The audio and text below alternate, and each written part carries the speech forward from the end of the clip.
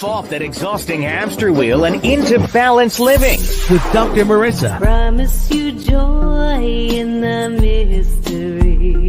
Dr. Marissa, also known as the Asian Oprah. Her mission, to be a beneficial presence on the planet. Her purpose, to be your personal advocate to live, laugh, love, learn. Her life motto, don't die wondering. Take back your life with Dr. Marissa Pay.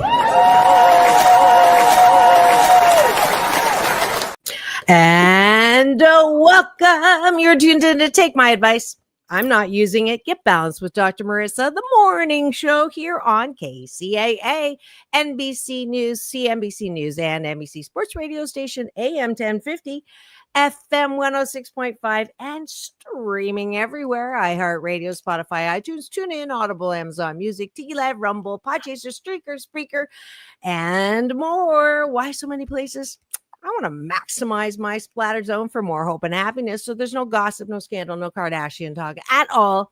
Instead, I want you to focus on your own reality show and how you can be happy 88% of the time. So you have topics and guests to that end. And today is no exception. You may recognize her from singing on stage at the Agape International Spiritual Center. You may recognize her as she serenaded me when I was sick at the beginning of COVID. Everybody thought, well, I included, thought I had COVID, but I didn't. But anyway, she was kind enough to sing to me then. She has a rich discography, as you saw in the promo, 4 R&B chart hits, maybe even more, but that's what it said on Wikipedia. As well, she was the lead singer for Jerry Butler's Peaches. So she's been singing a long time. The one particular Ain't Understanding Mellow hit number 3 on the Billboard R&B chart, sold over 1 million copies and awarded a gold disc by the R.I.A.A. in 1972. She's also worked as a backup singer for people you might remember, Ray Charles, Diana Ross, and Stevie Wonder, to name just a few. She's also written songs recorded by Bobby Womack, Aretha Franklin, Gladys Knight, and Prince. Brenda also sings regularly, used to sing regularly in Reverend Jesse Jackson's Operation Breakfast Choir in Chicago in the early 70s. So please welcome to my studio, Brenda Lee Eager.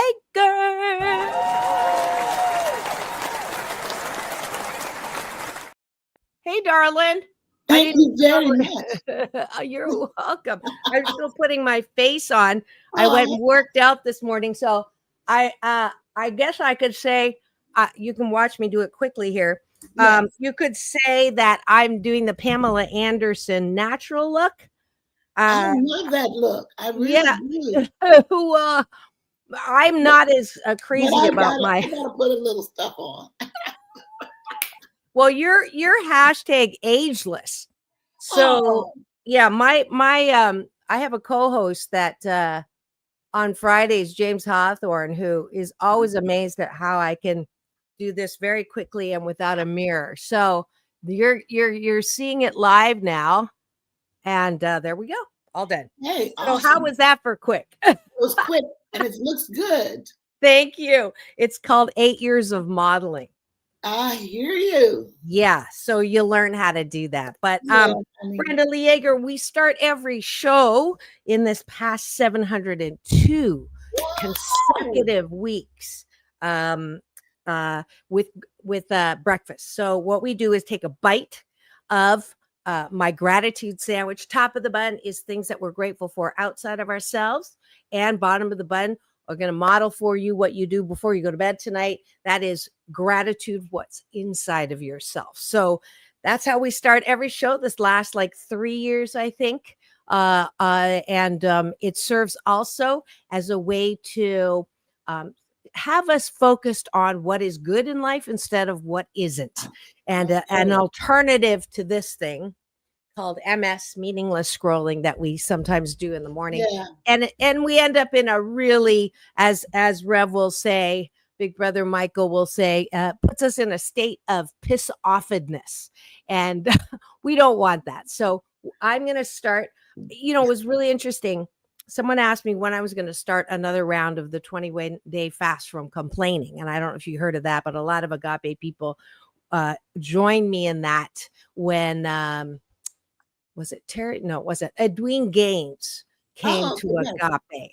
And so complaining is the opposite of gratitude. And so I decided to count how many gratitudes I could do before I got to the studio this morning. And I think I'm on 13. And the first thing I was grateful for was toilet paper. Oh, okay. So you know what I did when I woke up. So what are you grateful for? I'm just grateful to wake up this morning. Awesome. I'm grateful for the rain. I don't know if it's raining where you are. It's beautiful. It's beautiful. Just beautiful. Isn't it? What's that song? You're my resident musician. Na na na na rain. Who sings that? I do that on my show. I can't stand the rain against my window. I can't. But it's a negative song, but that's how it will go. So I am grateful for the gym downstairs that I get to roll out of bed and go on the bike. And I'm grateful for that. What are you grateful for? I'm grateful for my backyard because I go out there and I do my exercises and meditations. And I talk to my big tree. George is in the back. And he's a big, big tree that I hug and talk to. And I just watch the birds. I'm grateful to be able to just go out in the backyard. Yeah, awesome. I am grateful that this is consecutive week 702 on the air on camera. And I just passed the 4.1 million impression mark on my YouTube TV channel. And for that, I am truly grateful.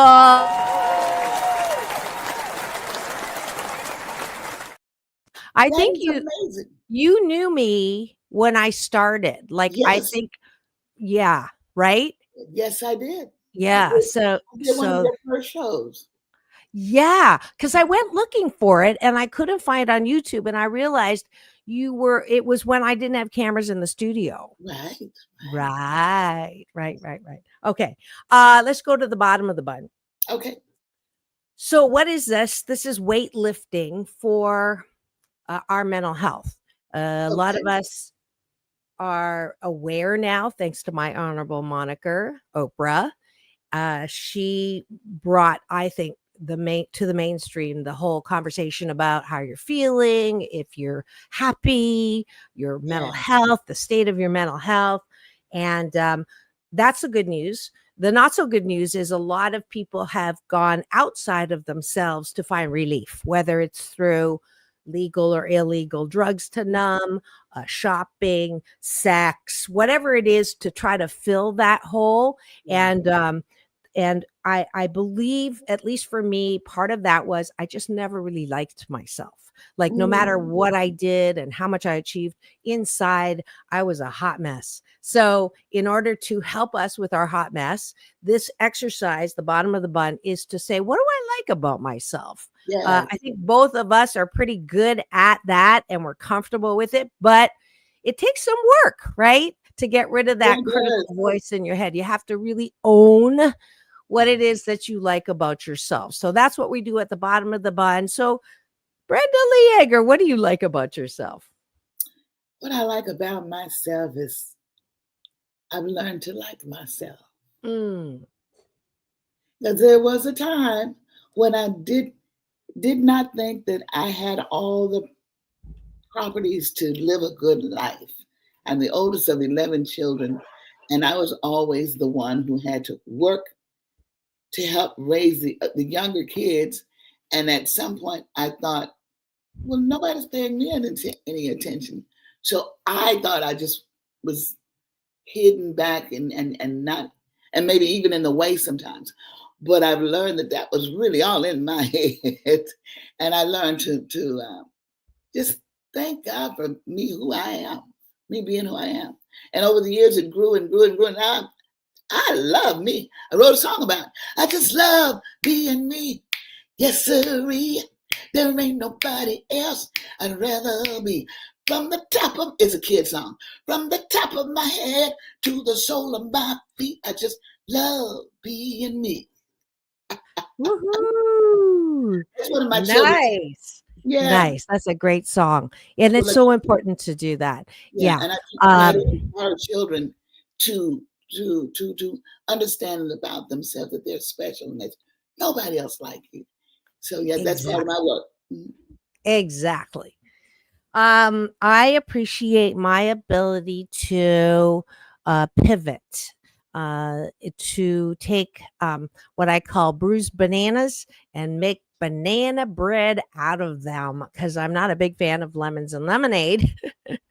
And I have, like Michael, I have to put my own twist on it and make up words and expressions. So that's my expression. And I don't know if you knew this, Brenda. I was not supposed to be here. I was supposed to be on tour for 6 months. Yeah, I didn't think you knew that.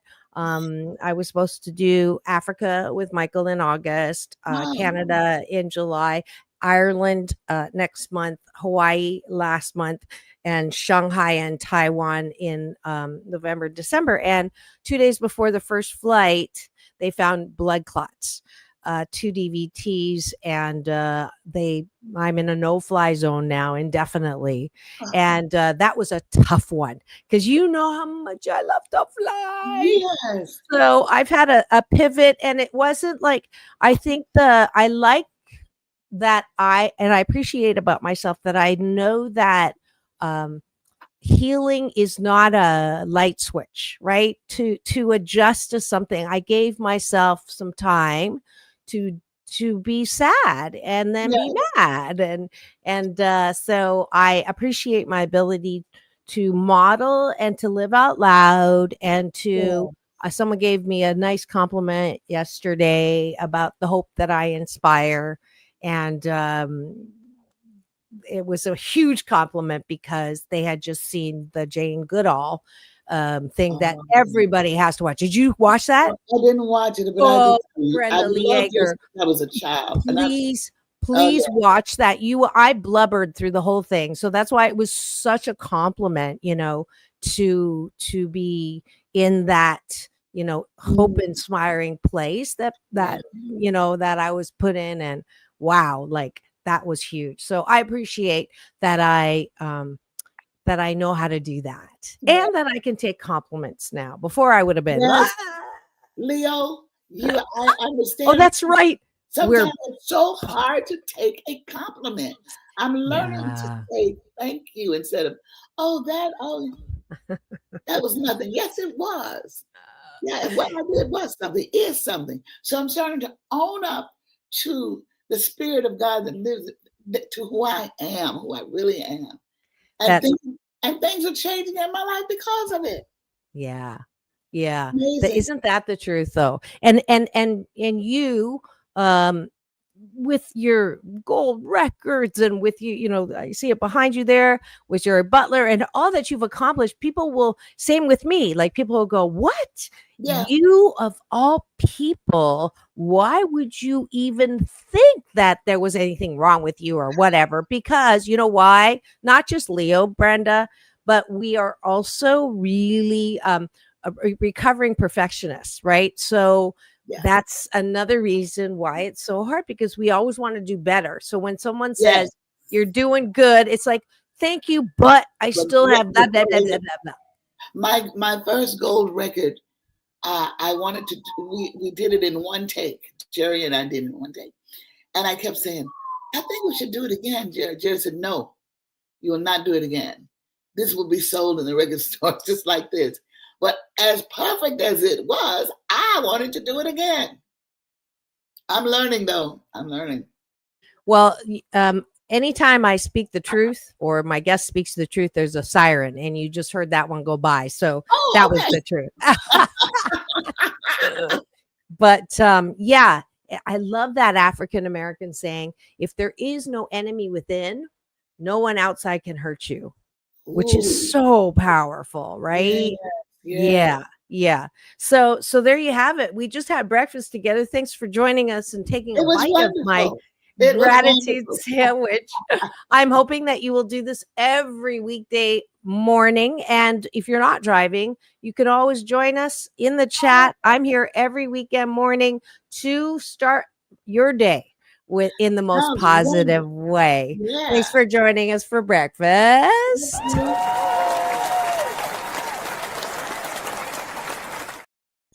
And now for the topic of the day.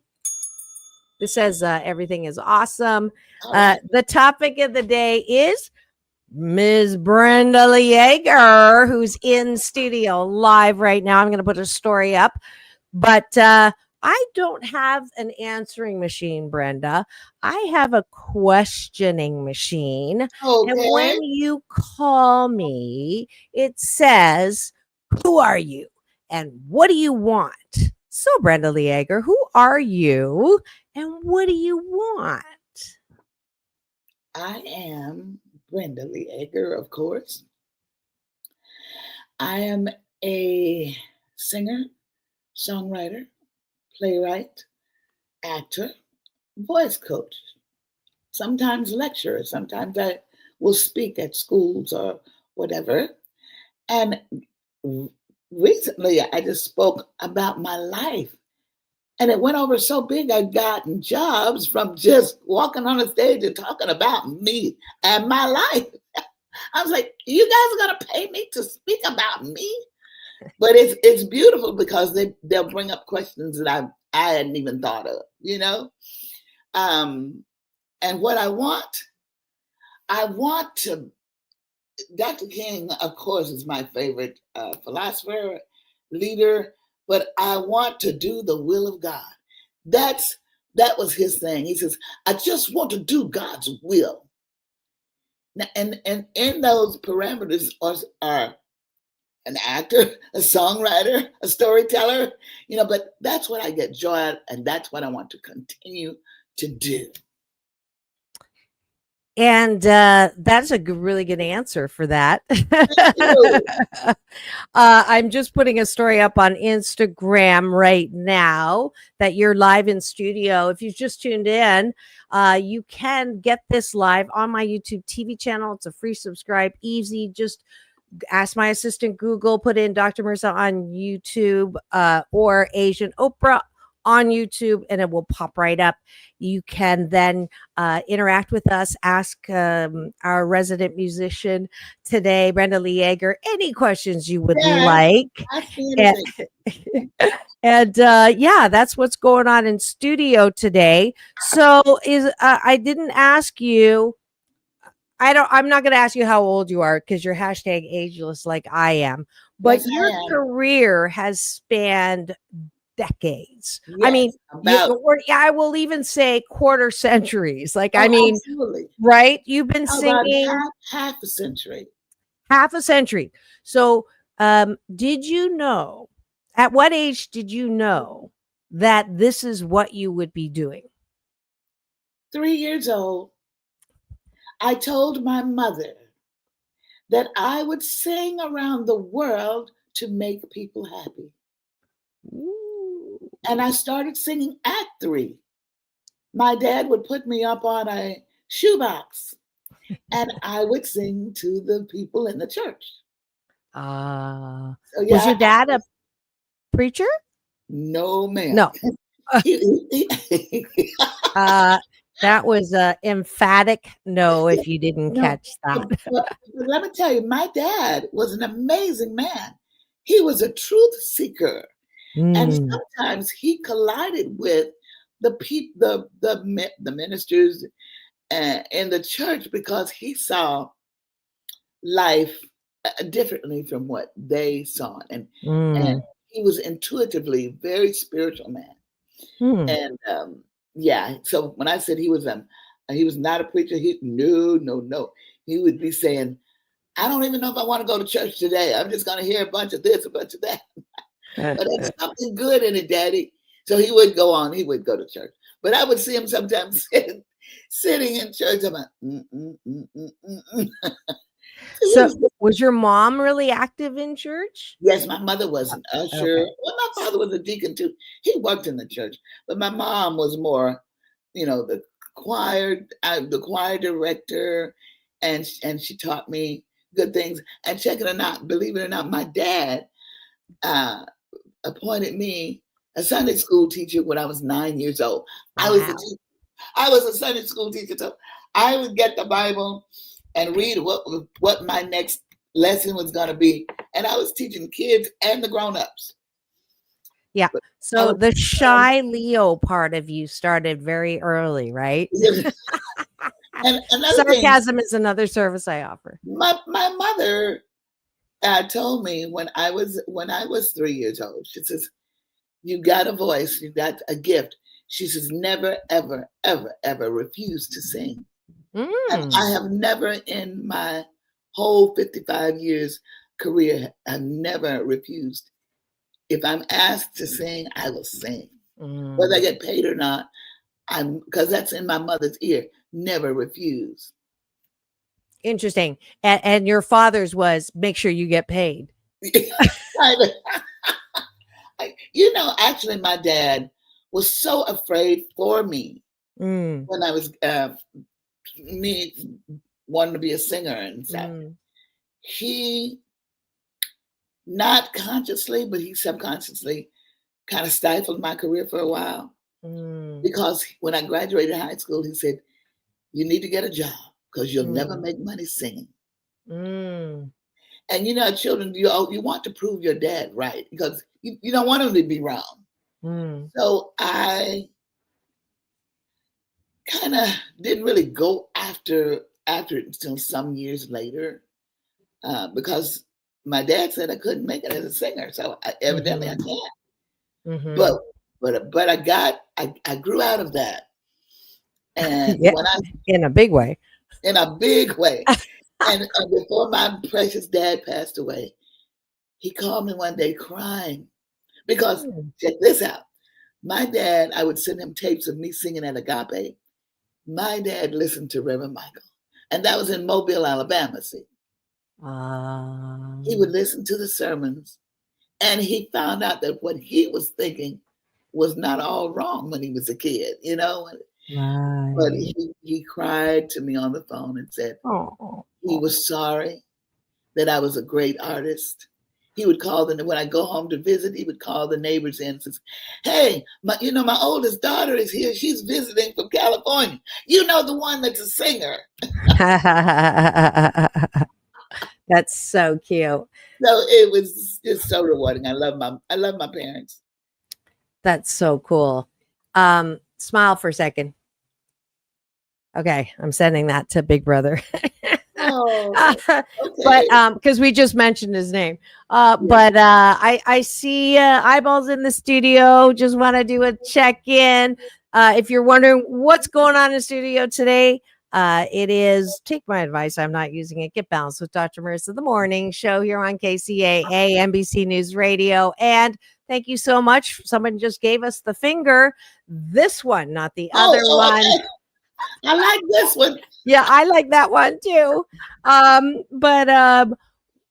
was I was gonna? Oh, my dad, like yours, was well-meaning, but same thing. He found out that I, when I got to California, the plan was to get my PhD, and I love singing, and I started doing some lounge lizarding, and I write, my own music as well. And he flew down and sat me. He got wind, flew down and sat me down. And he goes, "You're good, but you're not that good of a singer.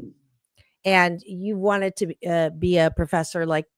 He was a professor, a PhD in chemical engineering. "You've wanted to be a professor since you were 4 years old." So he reminded me, like my dad. And he said, "You can always sing later." And that, that fork in the road, because I had been, James Earl Jones loved to listen to me, would come and listen when I was playing at, it was either Romeo and Juliet's in Santa Monica or Sunset and Vine, Simply Blues. Remember that? Oh, yes.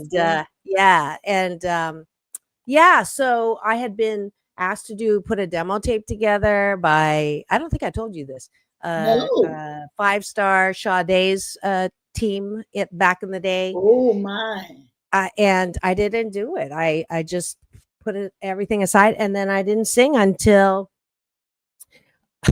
Michael put me in front of Ricky to audition. And she wasn't a big fan. And when I finished audition, she said, "What makes you think you can sing?" Oh So dear. that was brutal. And then so years later, I did sing in the choir for 12 years. I I know. retired. I I know. retired to put more time into filmmaking. I got my first laurel on a short film and doing, the Yeah. book tour and everything. So music has been both a joy and a pain. Like my heart hurts because you want people to recognize your voice, That right? yes. Yeah. And then 2 choir directors in a row, just, and that's their right to You do know that. what? You should come over to my house and we have a session and discover what's really in there. Because I tell my students, and you have got to stand naked and be vulnerable to see what we, not literally, to see what we have down in here and not be afraid to pull it up. Don't be afraid of those emotions. Be vulnerable. I know I can sing, and I appreciate my abilities, and I know that I'm not meant to not sing, but I have to get over the trying to get milk from a tractor. That's what it is. It's like trying to get approval from people who are not capable of approving of you. Yeah. But I mean, you're in the you're still in the industry. And when you were with Jerry Butler and you were singing and you were the lead singer and you did records and all of that, but you admitted that there were times when you still didn't feel like you were good enough, or how did you come to peace with that? I think that is like a huge, for anyone listening who has a gift, but you are in that same place that I'm in, where it's like, okay, I think I have a gift in singing, and people tell me, and I don't know if I had $1 for every time people would say, "Why aren't you singing solos at Agape?" Like, if I had $1, I'd be rich. But it's that, like, how do you come to peace with that? 45 years ago, I'll just come to my last 31 years at Agape. I have learned about my life at my spiritual community. I was on that path since I was 6 years old. I always knew intuitively that there was something more than what I was being taught. So I just kind of followed. I was strong enough to follow that. And girl, it took me to some places that right today I probably wouldn't have gone. But I believed in myself enough to venture out. And when I ventured out, I ventured in and found that place in me that you could not tell me I'm not anymore. You can't tell me. I know now who I am. From that little girl on that out in that field picking peas, I knew one day that my dream was like to meet Jerry Butler, Sam Cooke, Diana Ross, Aretha Franklin, all except Sam. Not only did I get to meet them, I worked with them. I've written for Ray Charles. So how I did was that still small voice in you to keep. I don't care if I lived in my car for a minute. I don't care. I knew that everything I did was temporary. I did a day job for a hot minute and I used to say, okay, I'm going to get up and go to my temporary job and then I'm going to come home at night. I'm going to write songs. So I worked in that day in the office during the day, and I would come home and write a song because I knew the day job was I knew who I was and what I was, but it took a while. But so, that little thing and as a child, it kept going. It never died out. Never. Okay. So that is that. No. It's great. It's great. It's very, you're inspiring because you've already had that level of success that a lot of musicians are still looking for. And yet, talk about creativity. She had a one-woman show. She's going to be on a stage again in November, and another production that I'm sure that you wrote, right? Yes, I wrote. Yes, you did. It's a musical called Walking My Brother Home. Yeah. And it's a lovely, lovely piece, and it deals with what we're dealing with. Homelessness, mental imbalance, dreams that have been deferred, but you still believe in them. And it's just I have 9 characters in the play, 4 musicians, 3 singers, 3 dancers, and it's a hoot. It's a wonderful play. It's very very rewarding. Yeah. Our own Leo Gallo from Agape is my assistant director and choreographer, and he's an wonderful actor in the play. But wow, look at this. Look at this. Yeah. Look at you. You're so pretty. Oh, thank you. Thank you. Yeah. And you use oil of happiness instead of oil olay. Yeah. Yes. Is what I call my ageless people. This is so inspiring. We sold out every night when we put it up in April. Reverend Michael came. When was this? I was out of town. I remember you inviting me. I remember you were out of town. Yes. Yeah, but I won't be out of town for this one, so I expect like front row seats. Yeah, it's early. Yeah. Hudson Theater in Hollywood, California. It's really easy to find this. Ask my assistant Google. Just put "Walking with My Brother." Walking my brother home. We're all walking one another back to that place in here that is safe, that is God, that is joy.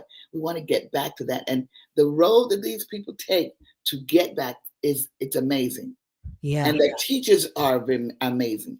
You're going to have a homeless guy to guide you out of your rut. It's God wrote it. I put my hand to the paper like this and wrote the whole. When there was a time for a song, the song belongs here. And I won't get tired. And it just wrote itself. That's awesome. That's awesome. And I love it when my guests cry because tears are the disinfectant that keep your heart soft. So thank you for showing me your heart.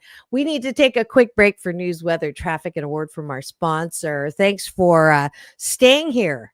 Stay tuned. We'll be right back in 2 and 2, as Chuck Woolery used to say, but I say peace in and peace out. Don't go away. We'll be right back.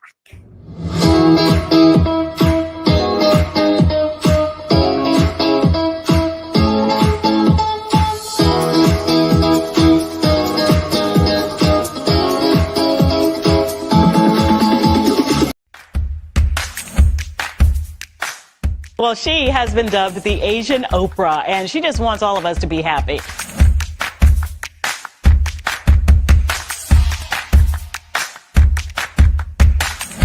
Dr. Marissa, aka the Asian Oprah, says the most important thing you can choose is choosing to be happy. You are tuned into my weekly talk radio TV show called Take My Advice. I'm not using it.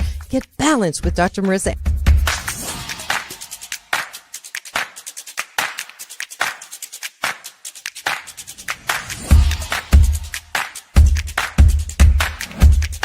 That's the idea for Dr. Marissa Pay's new book called 8 Ways to Be Happy. Many of us say, I am my own worst critic. Nobody's harder on me than I am. And my response to that is, stop it. Why are you doing that to yourself? You have to be your biggest fan, because if you can't at the end of the day say, I did a good job, who is? We don't have to constantly be angry at the things that are wrong. Why don't we choose to be happy about things that are right? We have the choice. That's our muscle. And life is so amazing if we can see it.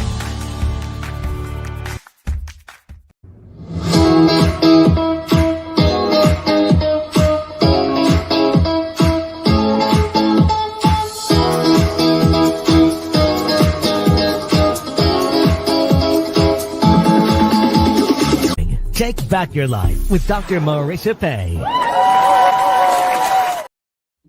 And we're back. You're tuned in to Take My Advice. I'm not using it. Get Balanced with Dr. Marissa, the morning show here on KCAA, NBC News Radio, home to the Asian Oprah, number one talk in the IE. Thank you very much. And streaming everywhere. iHeartRadio, Spotify, iTunes, TuneIn, and of course my YouTube TV channel, where if you free subscribe, hit that button, you'll get an alert every weekday morning when I'm on live here on my YouTube TV channel. Give us the finger, this one, not the other one.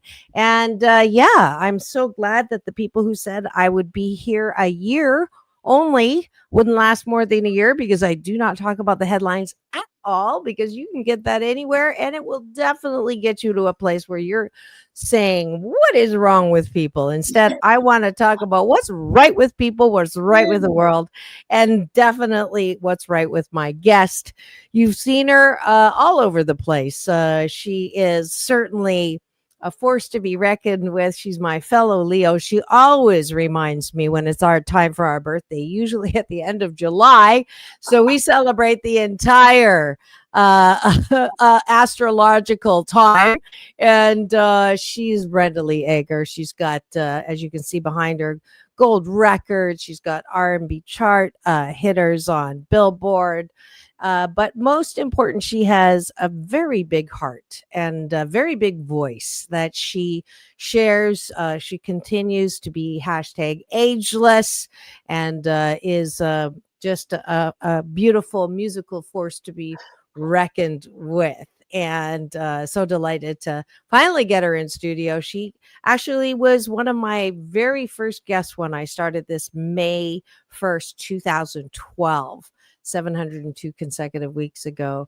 And I'm so glad that they were wrong about lasting, and glad to have you back. In fact, I am celebrating next Tuesday. So this whole time we're celebrating, I'm going to be having show number 1,500 podcast shows. I was doing this before they started calling them podcasts, I think. And to celebrate that show, I'm having on, I don't know if you know her, Brenda Lee, but she's a huge actress. She was the Waltons' mom, Michael Leonard. Michael, Who, yeah, who is also the grandmother of Jeffrey Dahmer in the Netflix special that hit 1 billion views. What? Yes, so she's ageless. She's agreed to be my 1,500 show guest. So that's a week from Tuesday. Yeah, and I also want to invite you to I could not probably get you a big discount, but Asian Oprah giveaway today. There's two of them. One is Catalina Jazz Festival. I know you like jazz, but it's the last, this last weekend I was there, got to see Keiko Matsui, my sister. And then this weekend, Eric Darius, Gerald Albright, all the big stars. You can go, if you go to the box office and ask for the Asian Oprah giveaway ticket, you will get $10 off your ticket. Ask Tracy. So go spend the day in Catalina Island. They've been my sponsors for a while. The Asian Oprah giveaway tickets are gone. Sorry, but you will get that discount. But yeah, keep it here. And today's very special guest, her name, you know her as Brenda Lee Eager, and she is someone who sang backup for some big names. not just sang backup, she also wrote music for, as she mentioned before, Ray Charles, Diana Ross, Stevie Wonder. She is the magnificent, the one and only beautiful inside and out, Brenda Lee Eager. Welcome back to my show.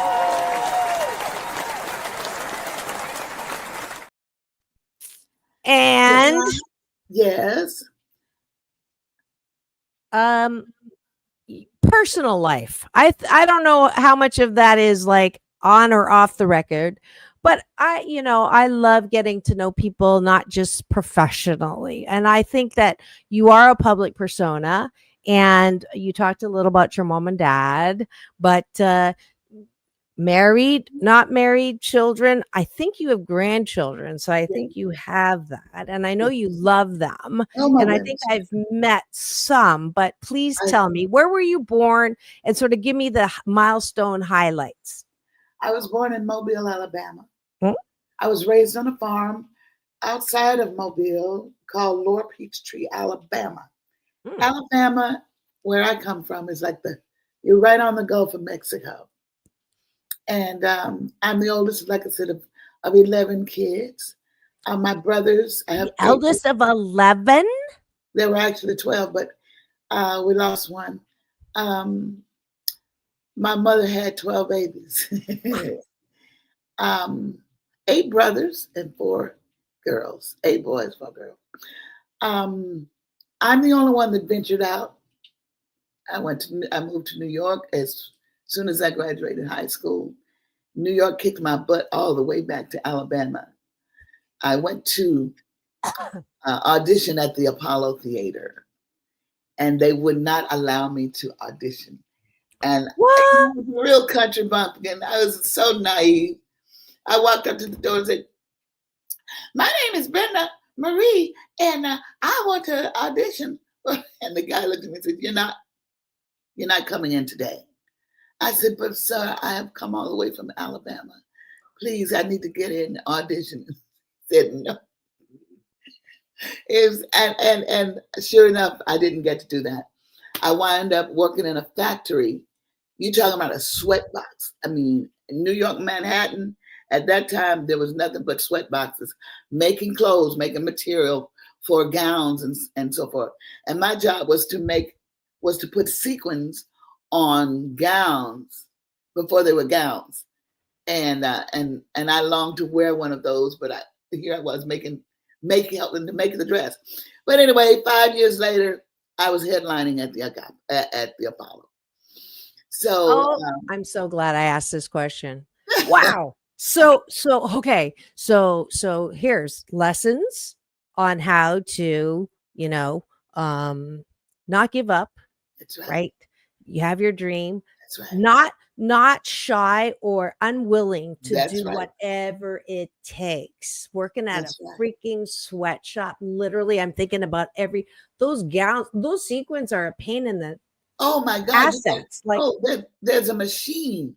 Okay, you put the bottom, the little thing that holds it together, you put that in this machine, and then there's an air machine. You put the material over that, then there's an air machine that comes down and clamps it clamps the top to the bottom on the dress, and there's a pattern. And I tell you, that was one of the times, and all the while I kept singing. I kept singing. And when I was picking the peas on the farm, I kept singing. I was singing from one row to the end of the row and back. And I just knew I was going to get up out of there. So to make this really, really quick, in between those 5 years that I auditioned and headlined with Jerry Butler, I got married, moved to Chicago, had a daughter, my beautiful daughter, Michelle, and joined Operation Breadbasket. Operation Breadbasket was the SCLC economic arm, and its job was to help Black officials get elected and to bring money into the Black community. So I was a civil rights activist, which I want just for all. And I traveled the country with 3 other girls and a 21-piece orchestra with the Reverend Jesse Jackson. And we went all around the country helping to get Black officials elected for the first time. Carl Stokes. If there was a Black official getting elected, we were there. Wow. Didn't know that about you. Love it. Four girls. Jesse pulled us out of the Breadbasket choir, which was 125 people. But we were soloists, so he pulled us 4 soloists to travel with him.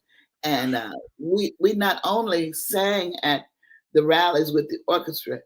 Once the rally in the morning was over, we hit the streets. We knocked on the doors. We knocked on people's doors and said, hey, we're in this city to help you get your mayor elected. You have to come out with us and vote. And sometimes people was like, oh, but it's so early in the morning. And we'd stand there and say, we'll wait till you put some clothes on. You got to go vote. And we won everyone and everywhere we went. We won. So I'm going to give you Dr. Marissa's Beneficial Presence on the Planet Award just because of that. I didn't even know that.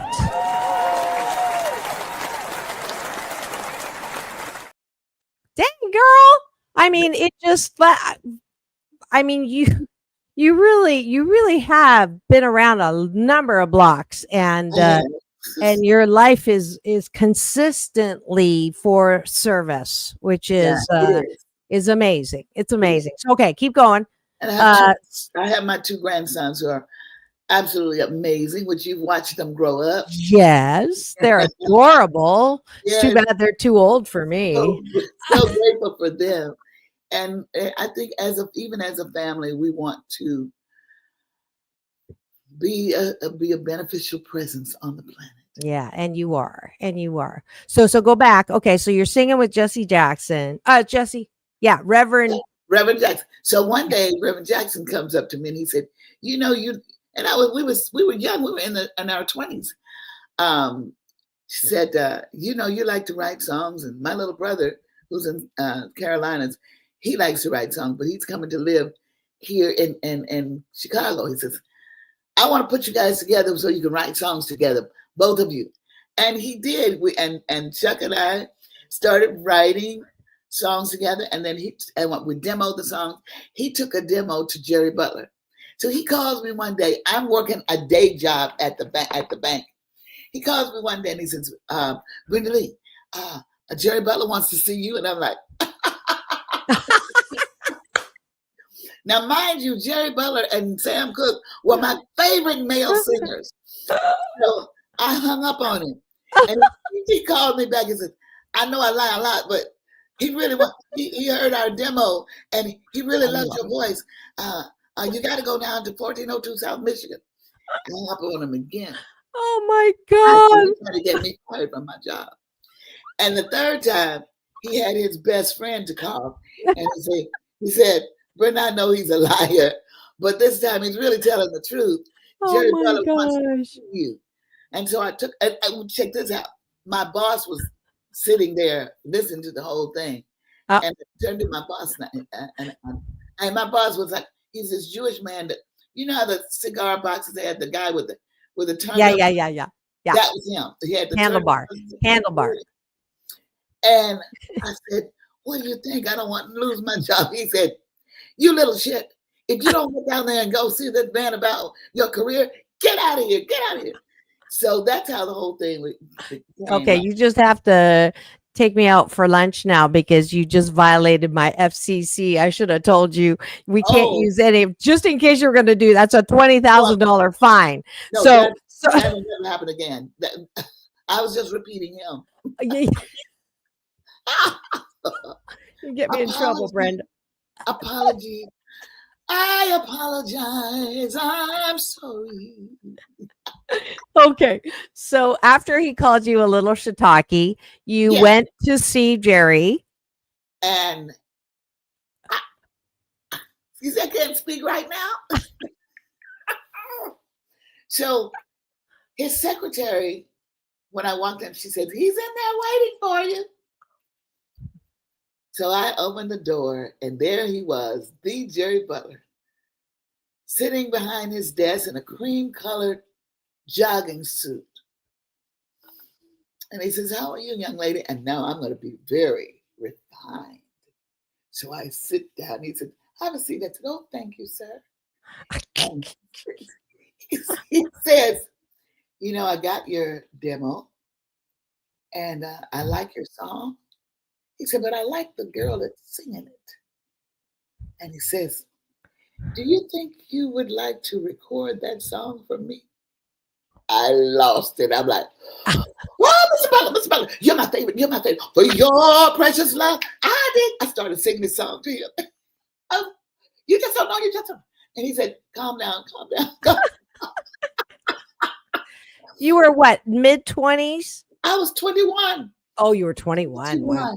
And he says, I guess that means yes, right?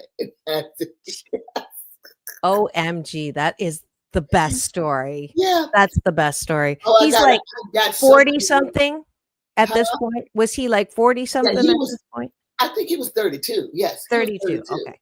Yeah. Okay. But he's already like, he was big, right? He was huge. That's what I'm saying. Him and Sam Cooke were my favorite singers. Okay. Okay. And I'm like, I still, to this day, I pinch myself and think about it. I went back to Chicago earlier this year to his services, and that was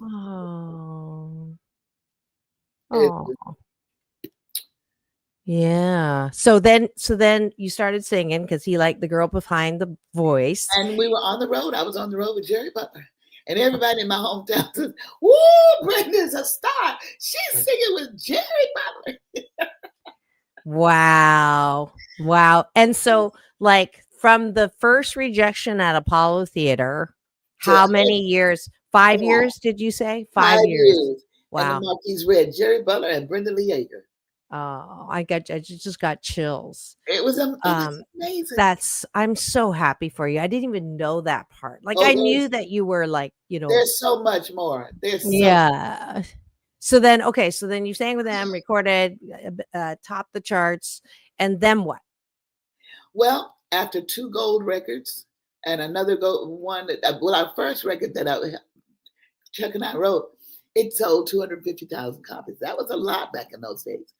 But the second, Ain't Understanding Mellow, sold 1 million, and the other remake of Burt Bacharach's Close to You, that also sold 1 million. So we came out to California. Wait. Is that the Why Do Birds? Yes. Okay. Yes, you can look that up on YouTube. That's awesome. I love that song. We came out to California to do Soul Train. Okay. And we did Soul Train. And I left Chicago. We left Chicago. I had this big bear coat on because we left in a blizzard. When I got to California, the palm trees were swinging and swaying.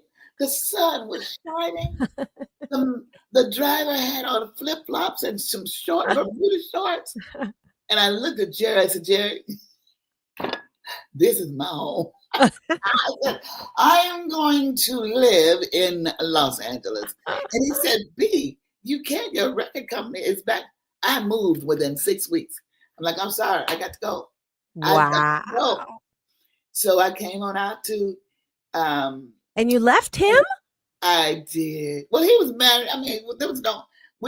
But, you know, you make so many mistakes in your youth.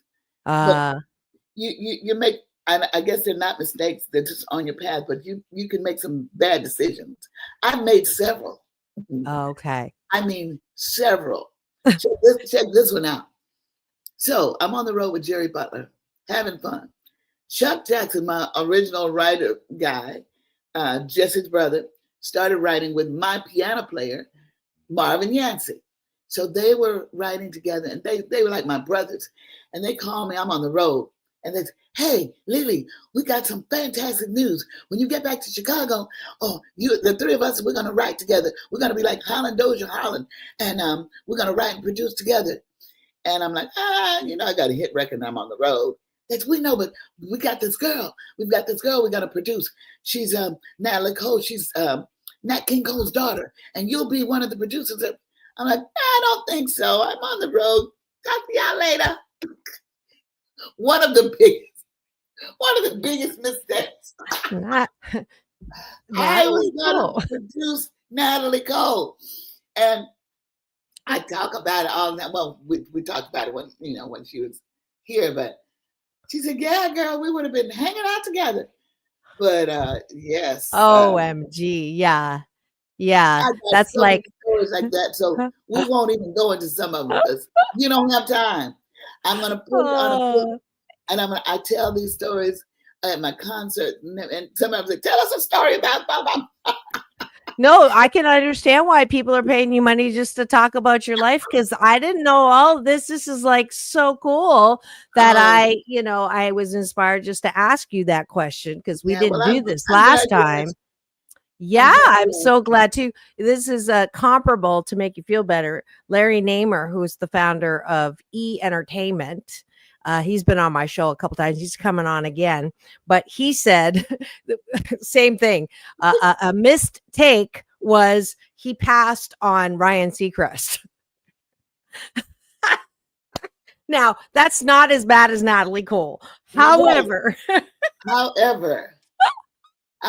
my goodness, I passed on Natalie Cole. Okay. And we only have 2 minutes left. So I will definitely have to continue this another time, because I know that we just started on that mountain of really fabulous stories. And you know what's interesting is I'm getting when Marilyn White was on the show and she was talking about her time with Earth, Wind and Fire and her partnership, and she wanted me to write her book, right? And the story of her. And we actually started writing, and, she kind of ran out of funds and stuff like that. So people are still asking me, when that book's coming out. But I could definitely see writing your story as well. So that's something to think about. Yeah. You asked me, when are you going to write this book? When are you going to write it? Yeah. Well, you're waiting for someone who is a bestseller who put the pen down the way you did. Yeah. So that was all a download. Yeah. Yeah. National bestseller. Yeah. Let's talk about that. But what's your final word for, I don't know, for anybody and everybody who's listening who doesn't feel as happy and fulfilled as they could be in this thing called life? You got 1 minute. I wrote it in a song, and I'm going to close with that. Paint your picture, write your song, build a castle of your own, climb your mountain, you can sail the 7 seas, ride your rocket ship into space, find your quiet in a place to reveal your destiny, whatever it may be. You know better than anyone what you want from this life. Never let someone else take your dreams away. Go for what is right for you. Only you can make your dreams come true. And wherever it takes you, I'll be by your side. So live your dreams.